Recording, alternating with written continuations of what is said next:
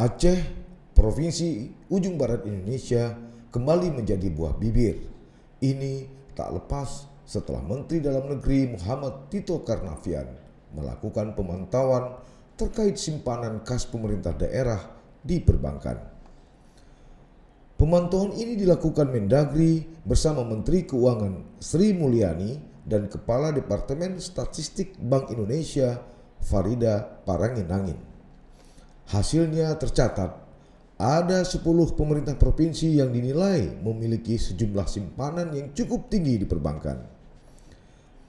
Pemerintah provinsi tersebut antara lain DKI Jakarta dengan simpanan 12,5 triliun lebih, Aceh 4,2 triliun lebih, sementara Papua 3,8 triliun lebih, Jawa Timur 2,7 triliun lebih, Jawa Barat 2,5 triliun lebih, Kalimantan Timur 2 triliun lebih, Papua Barat 1,9 triliun lebih, Riau 1,4 triliun lebih, Sumatera Utara 1,1 triliun lebih, dan Jawa Tengah 1 triliun lebih. Itu sebabnya Mendagri ingin mendapatkan masukan klarifikasi dari para gubernur, sehingga sengaja mengundang 10 gubernur tersebut karena memang dari data yang ada simpanannya relatif terbesar dari 34 provinsi yang ada, ungkap Tito dalam keterangan tertulis kepada media Rabu 22 Desember 2021 lalu di Jakarta. Tito menjelaskan, simpanan kas daerah di perbankan membuat realisasi belanja menjadi berkurang dan terkesan ada dana yang tak bergerak, apalagi ada dana yang didepositokan. Lebih lanjut, ia mempertanyakan apakah simpanan tersebut akan dibelanjakan sampai akhir tahun atau simpanan tadi memang sengaja untuk silva atau keperluan lainnya. Tito mengingatkan agar pemerintah daerah mempercepat rapat koordinasi terkait simpanan kas yang ada di perbankan. Hasil rakor itulah nantinya dapat dijadikan pegangan bagi pemerintah kabupaten dan kota dalam melakukan serapan anggarannya.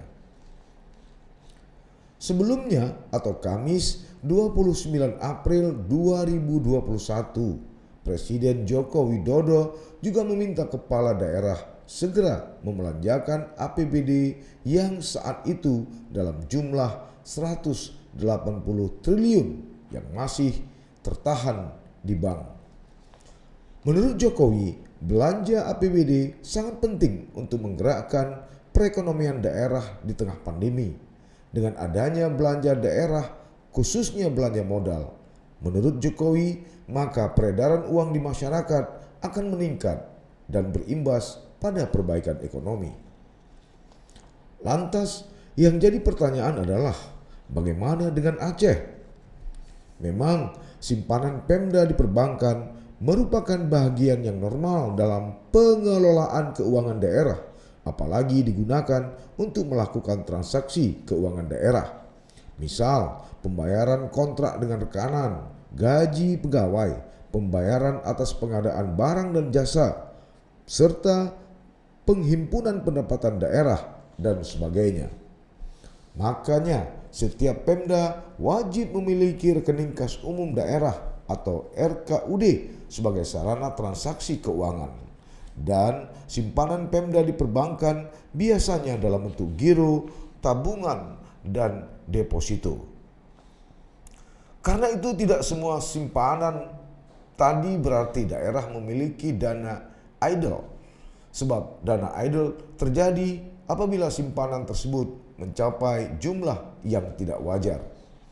Penempatan dana APBA dalam bentuk deposito dalam rangka optimalisasi pendapatan daerah bukanlah sebuah persoalan, asalkan tidak menjadi tujuan dan target dari praktek rente yang sangat tidak elok ini. Semua itu diatur dalam Undang-Undang Nomor 13 Tahun 2004 tentang pemerintah daerah. Pada pasal 193 ayat 1 disebut uang milik pemerintah daerah yang sementara belum digunakan dapat dideposito dan atau diinvestasikan dalam investasi jangka pendek sepanjang tidak mengganggu likuiditas keuangan daerah. Namun, setelah adanya Undang-Undang Nomor 3 Tahun 2014 tentang pemerintah daerah, pada pasal 328 ayat 1 diatur dalam rangka manajemen kas, pemerintah daerah dapat mendepositukan dan atau melakukan investasi jangka pendek uang milik daerah yang sementara belum digunakan. Ini pun sepanjang tidak mengganggu likuiditas keuangan daerah, tugas daerah, dan kualitas pelayanan publik. Berdasarkan peraturan perundang-undangan tadi, maka dapat disimpulkan bahwa deposito dapat dilakukan dengan mempertimbangkan uang pemerintah daerah yang belum digunakan dapat dideposito sepanjang tidak mengganggu likuiditas keuangan daerah. Kedua, penempatan uang dilakukan pada bank sentral atau bank umum.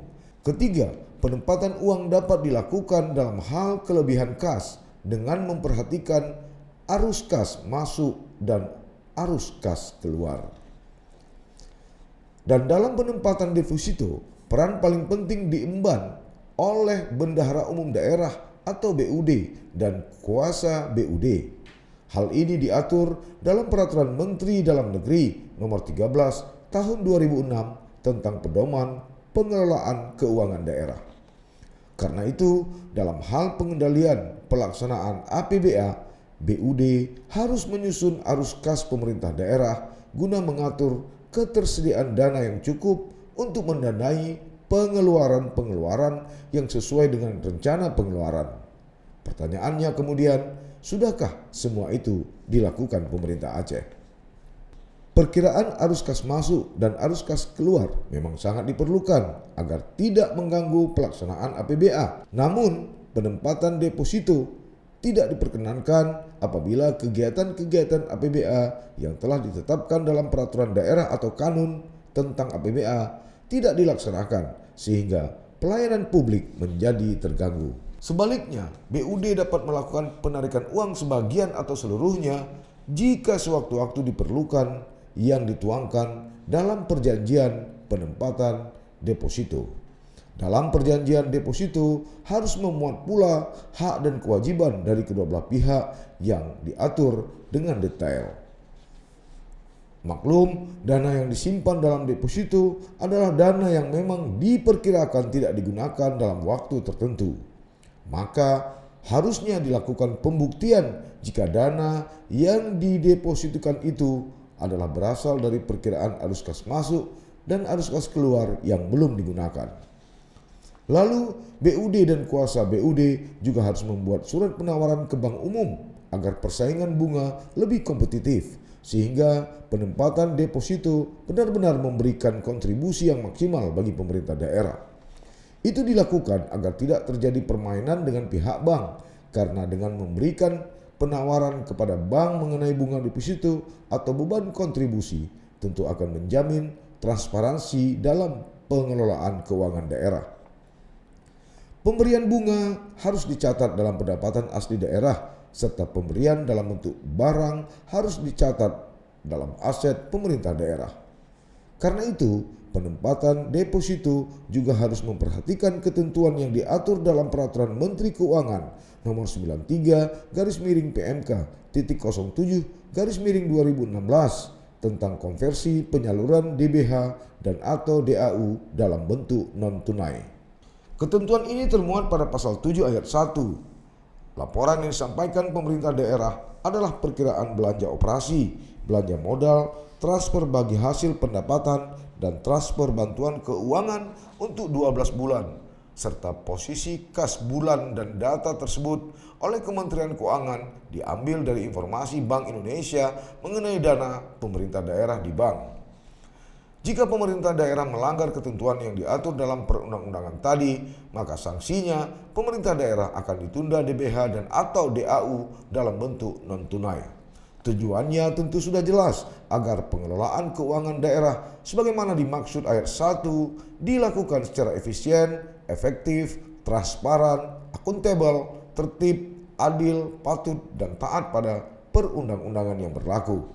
Bayangkan saja, menurut Komisi Pemberantasan Korupsi, kasus korupsi di Indonesia bersumber dari pengadaan barang dan jasa pemerintah.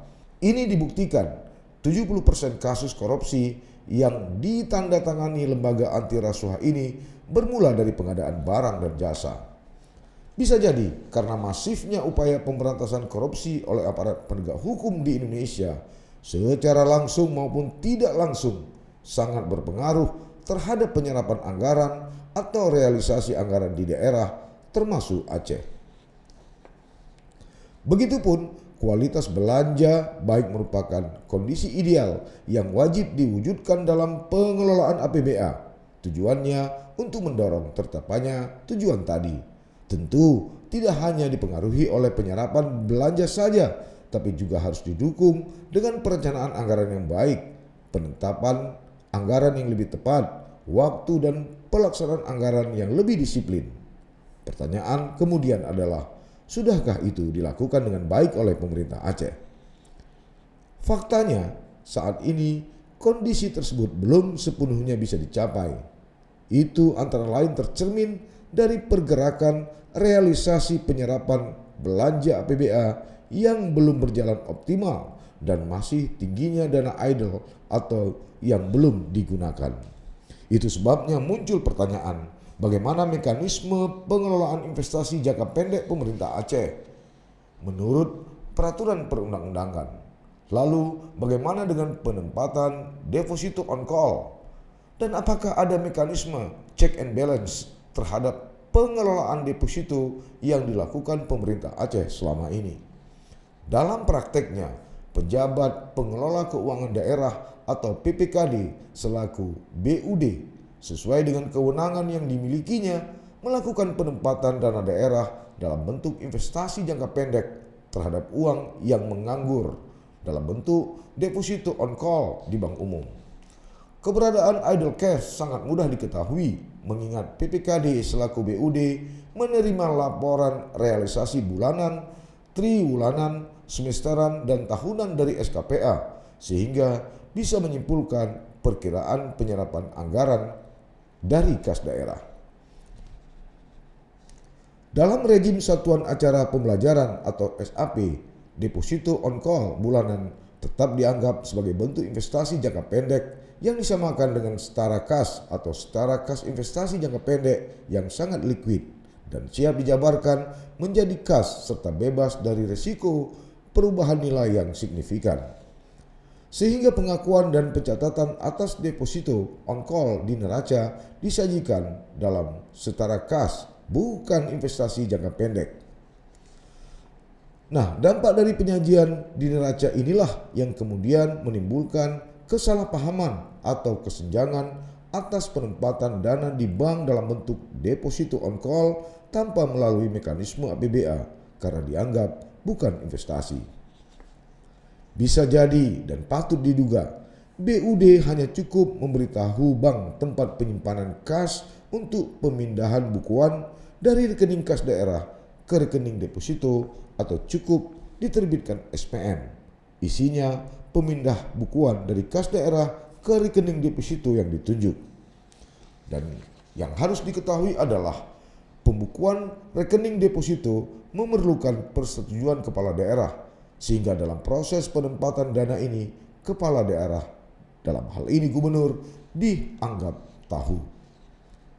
Kebijakan yang diambil PPKD selaku BUD terhadap penempatan dana melalui deposito on call ini dilakukan atas dasar beberapa motif.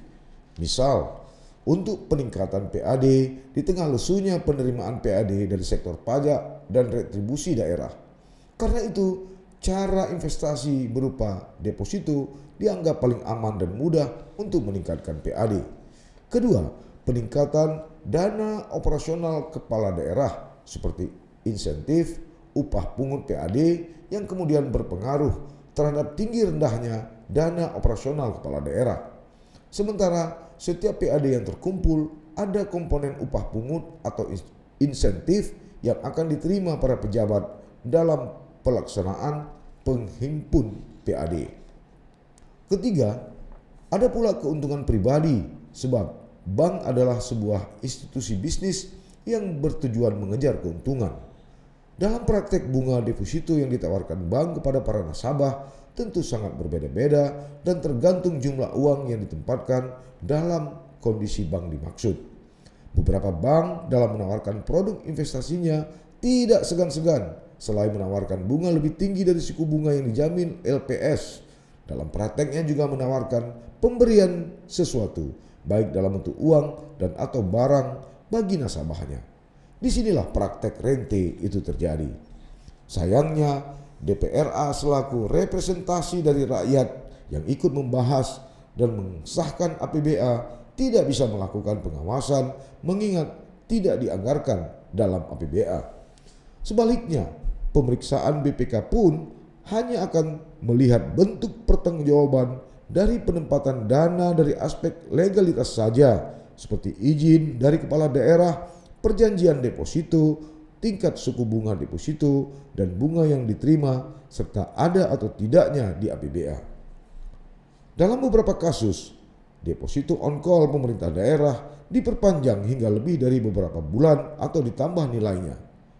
Hal inilah yang perlu dicermati mengingat rentan penyelewengan. Sebab bisa jadi ada perubahan perjanjian dari deposito on call menjadi lebih dari 3 bulan sehingga bunganya lebih tinggi. Selain itu, ada beberapa kesulitan terkait undang-undang perbankan sehingga menyulitkan para pihak untuk melakukan pengawasan atas praktek ini. Sayangnya, hingga kini belum ada aparat penegak hukum yang melirik dugaan pelanggaran hukum di ruang kosong tersebut.